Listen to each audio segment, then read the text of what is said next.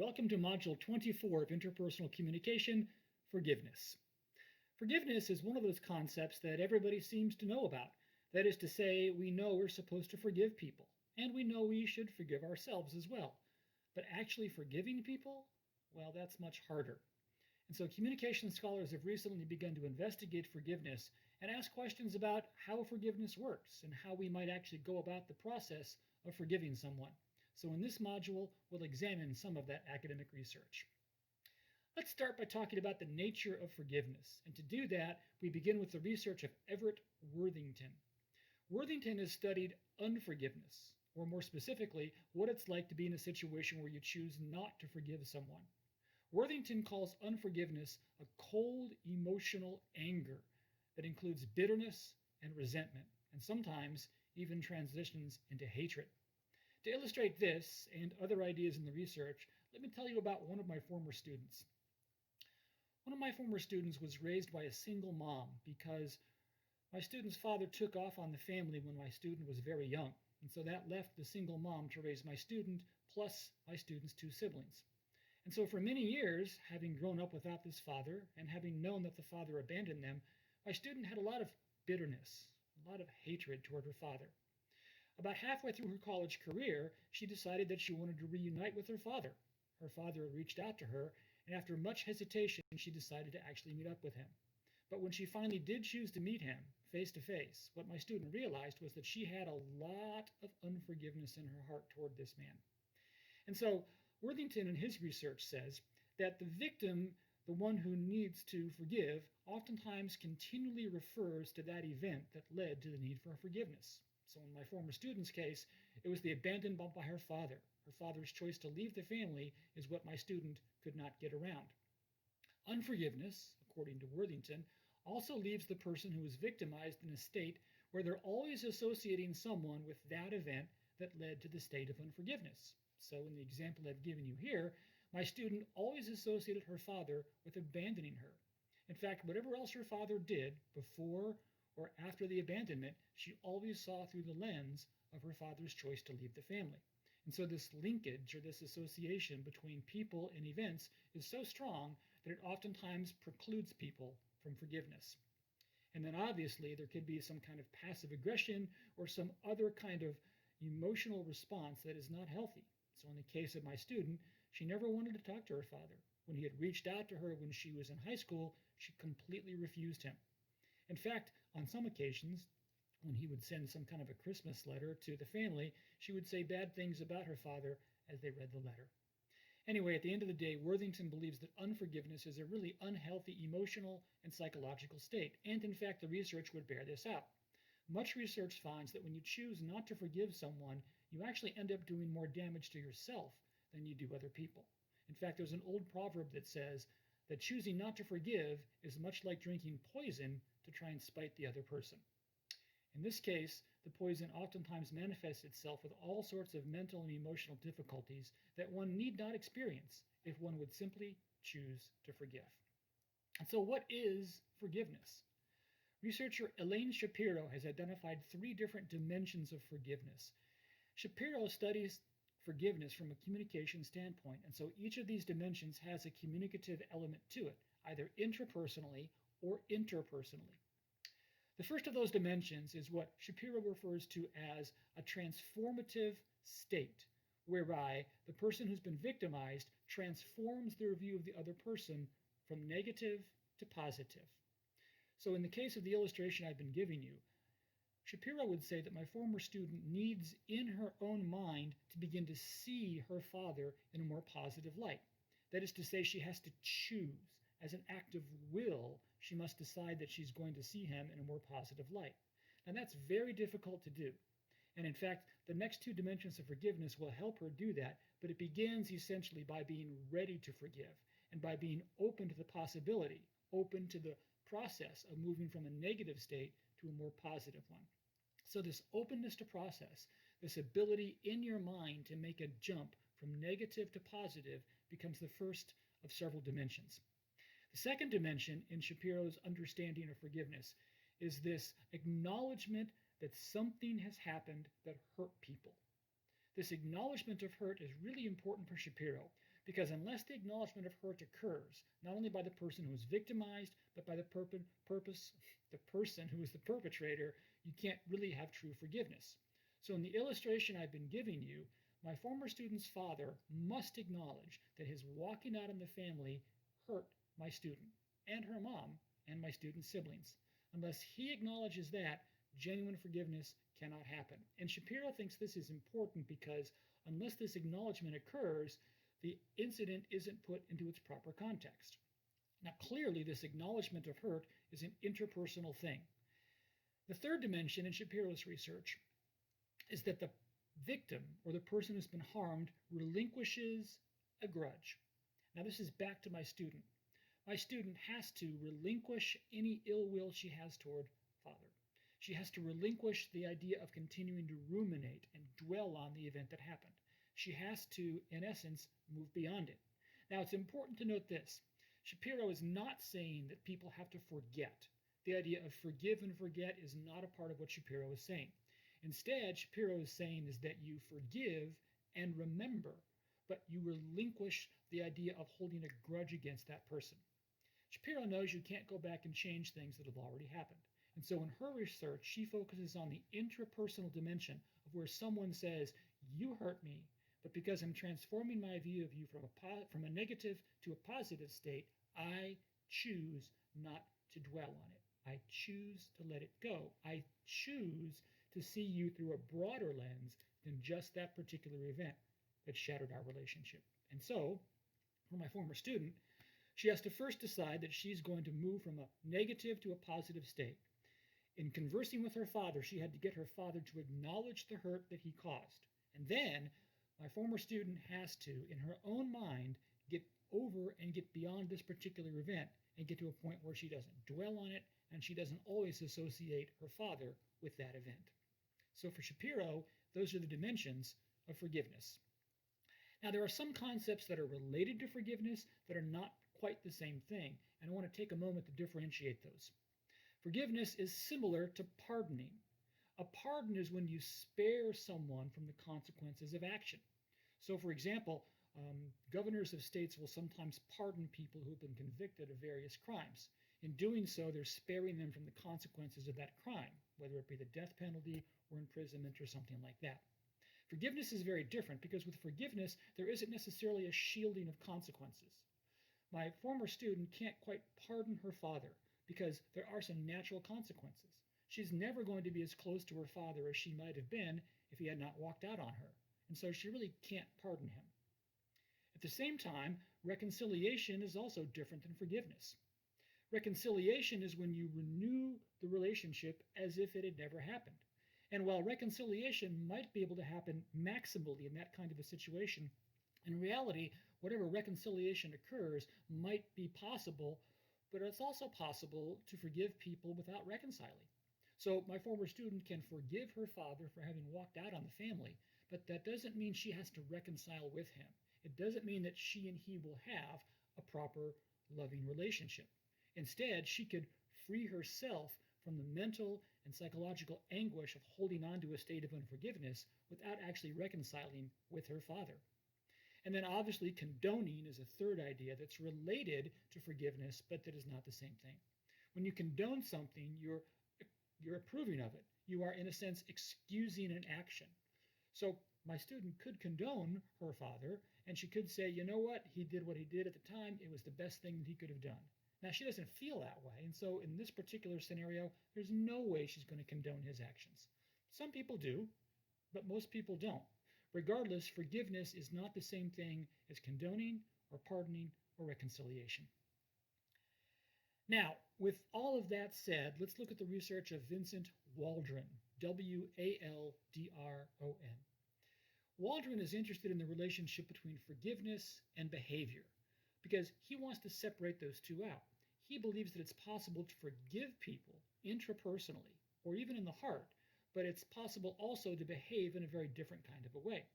So, for example, one of the things that Waldron finds is that the people that hurt us might receive forgiveness, but might not feel forgiven. So my former student's father might be forgiven by my student, but he doesn't feel forgiven. In fact, it might be that he's come to realize how terrible that action was, how much harm was caused by him walking out of my student's family. And he can't forgive himself. Even though my student has forgiven him, he knows that intellectually up here, but he doesn't feel forgiven. Waldron also finds that oftentimes, immediately after forgiveness has been given, there is this period of awkwardness or tension that surrounds the people involved in the relationship. So in the story that I've told you, my former student ended up meeting her father about halfway through my student's college career. The two of them sat down at a restaurant and had the first conversation they'd had in over a decade. And in that conversation, ultimately, my student decided that she had to forgive her father. And so after that particular meeting, the two of them began to exchange emails and some phone conversations. But those emails, and in particular the phone conversations, were really awkward. They were really difficult for her to have. And as that relationship began to be pieced back together, there was a tremendous difficulty for the two of them even in talking with one another. And so my former student would tell you that this period of awkwardness is almost inevitable. And in fact, that's what Waldron's research finds. Now, I share that with you both to talk about the research and also to make this point. If you do decide that you're going to forgive someone and begin to move through that process, it is unrealistic to expect that everything will be smoothed over and return to a sense of normalcy shortly thereafter.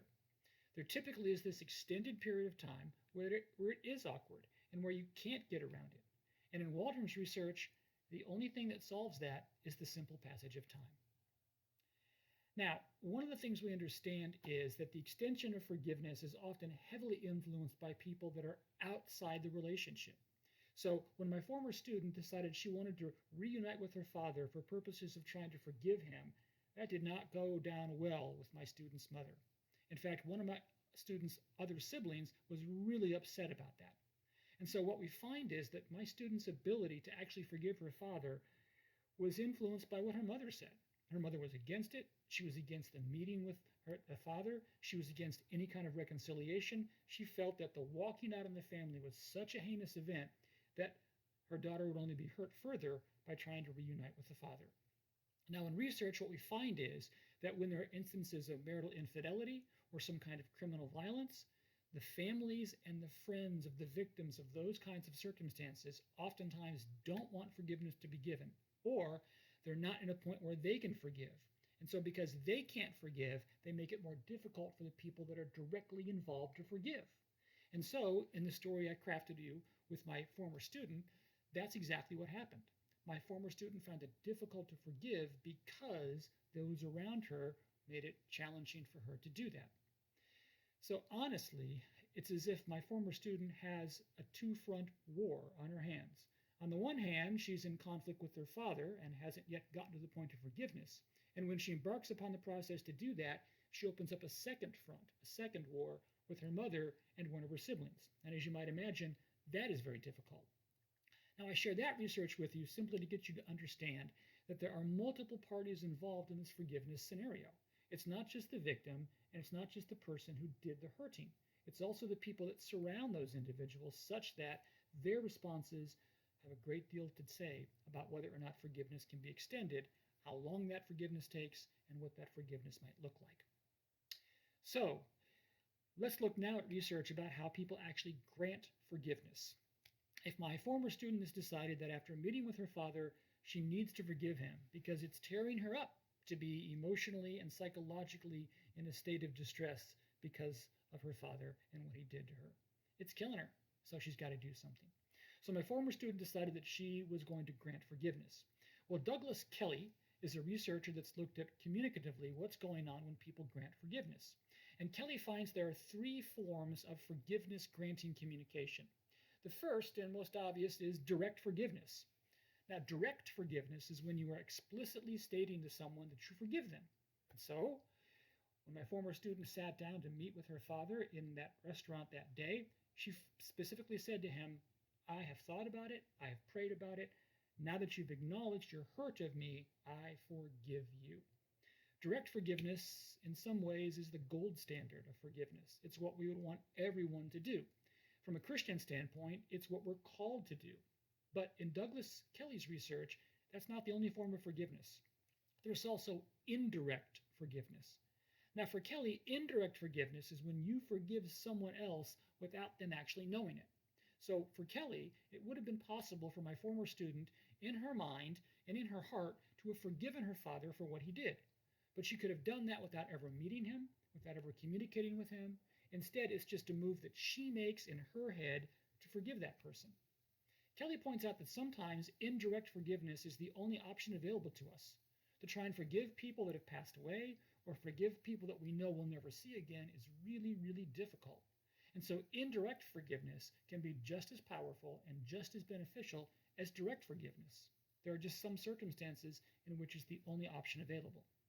And then third, Kelly says there's what's called conditional forgiveness, which is when you directly forgive someone, but you attach conditions to the provision of that forgiveness. So, for example, it might be that my former student could have forgiven her father in a conditional way by saying that she would forgive him if the father would also directly apologize to her two siblings and to her mother. Or she would forgive him if he provided additional financial support for her mother, who at that time was economically struggling as a single mom.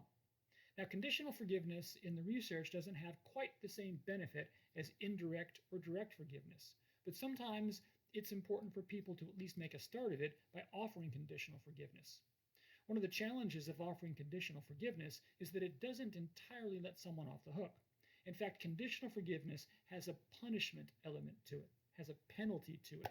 Because now, in the example I crafted a moment ago, by providing additional financial support or by having to talk to the other siblings, my former student's father is being forced to do something that is somewhat unrelated from the original transgression that he experienced with my former student.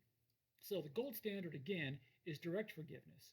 Indirect forgiveness can be necessary and can be just as good. Unfortunately, conditional forgiveness is surprisingly common, but not as effective. Now, another way to look at forgiveness as a communicative phenomenon is to say, let's study not just the extension of forgiveness, but by how people respond when forgiveness is extended to them. So, Wanda Malcolm and Leslie Greenberg are two researchers that have studied that. That is to say, they've studied the communicative responses after forgiveness is given. And one of the things we find is that in this kind of context, the forgiveness is most effective when there's no intrapersonal rumination. Intrapersonal rumination is when you continue to think about the event, continue to think about the person who hurt you, and you won't let it go. I said earlier that part of what Elaine Shapiro believes is important in forgiveness is this relinquishment of a grudge. Well, rumination is the opposite of that. The rumination is keeping the transgression alive. It's keeping alive the linkage between the transgression and the person you've chosen not to forgive. And so as a communicative response, what has to happen is this. The person who's been forgiven has to stop ruminating on the event. So in this case, my former student's father has to stop ruminating and beating himself up and seeing himself as someone who walked out on his family.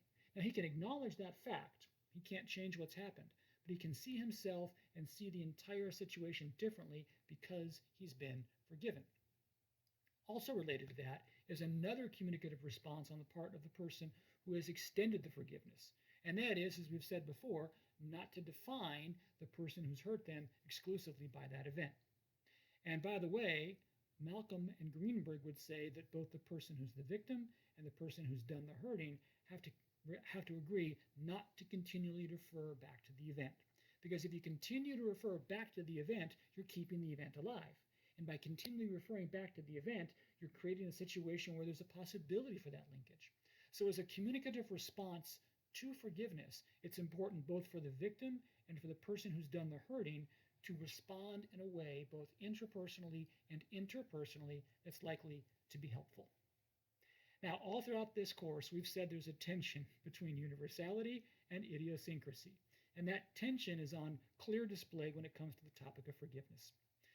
Since each situation that gives rise to the need for forgiveness is different, so also is the extension of that forgiveness.